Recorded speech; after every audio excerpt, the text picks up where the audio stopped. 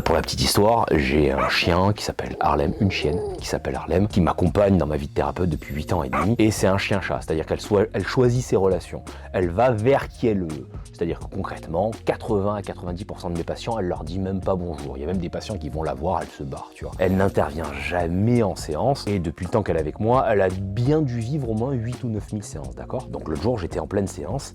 Et j'ai une nana qui s'effondre par terre, qui vit quelque chose de très compliqué, qui traverse une période de tristesse, enfin, qui traverse un moment de tristesse très important et qui est en lien avec la solitude. Elle est seule dans sa vie, elle est seule partout. Et là, Harlem fait un truc qu'elle n'a jamais fait. C'est simple, Harlem, elle est intervenue 4 fois en 8 ans. Elle se lève de son fauteuil, elle descend, elle vient et elle se love contre la nana.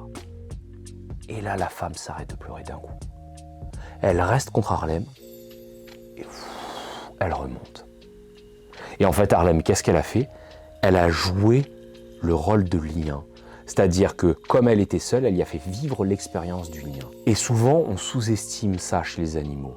En fait, les animaux ne sont pas juste des trucs qui sont déconnectés de nous, des espèces d'objets de l'environnement. En fait, ils ont la même capacité à faire du lien que nous. Et le lien aux animaux peut nous apporter justement plein de choses dans cette notion de ressenti de sécurité. Et à cet instant-là, Harlem, ça a été un moment magique. Et d'ailleurs, ma patiente m'en a parlé plusieurs fois après et ça a été vraiment vécu comme quelque chose, aussi bien pour elle que pour moi, d'exceptionnel.